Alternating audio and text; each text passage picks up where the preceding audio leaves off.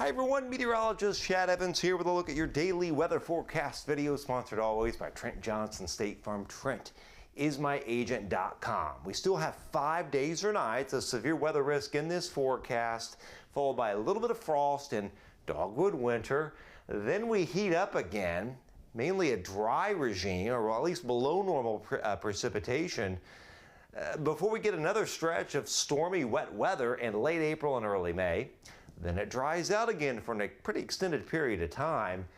And after a couple patches of frost and what will be black locust winter, as the black locust bloom, we then see it heat back up. And I really think by like May the 18th or May the 19th, we're going to have highs 88 to about 93 degrees.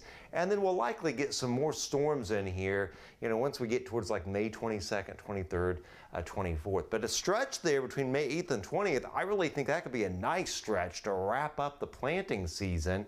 Some of you farmers are already planting now in spots, and we will have a little bit of a stretch ahead after this weekend, after all the rain, and we dry out a little bit, but you get that May stretch coming up for you as well. 68 the low this morning, broke the record of 66 set way back in 1883 for the warmest low temperature for the day.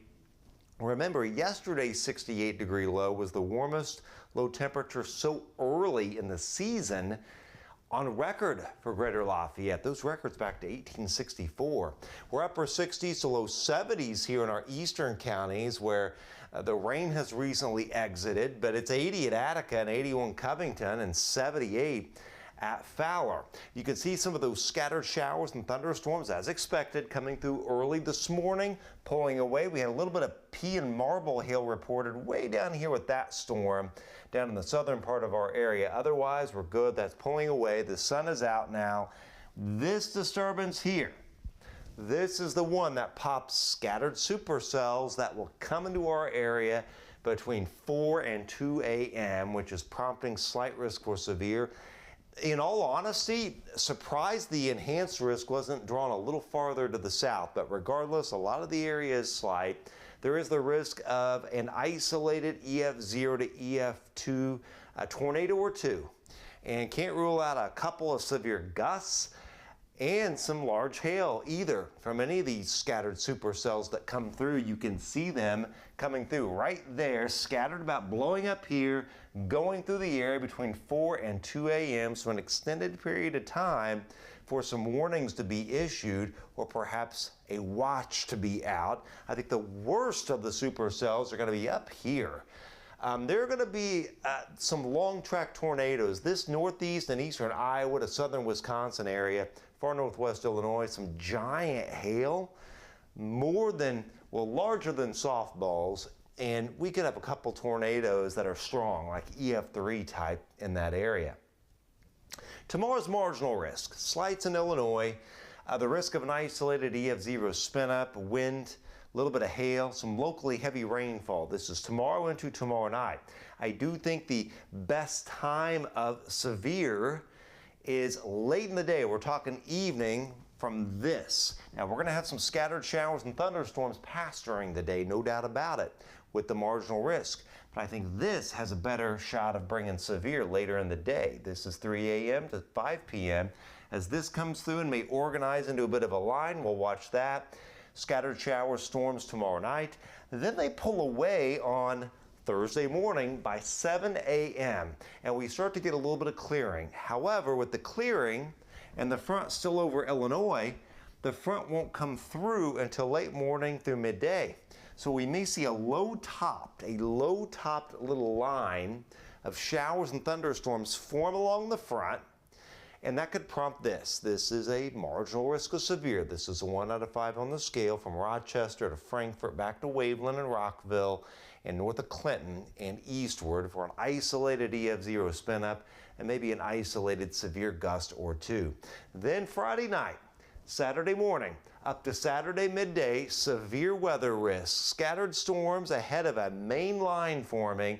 This is going to race through with severe weather risk, and I need to move these over a little bit because I think the risk will be higher, but the main threat is wind with this.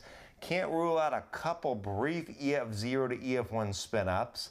a little bit of hail, but the main threats here are wind and tornado, and some locally heavy rainfall. We've already got a slight risk of severe upgrade to enhanced risk is certainly possible with +2 inches of rain now to Saturday. Soils are going to be wet, rivers going back above flood stage after this weekend. And it gets cooler. There goes the heat.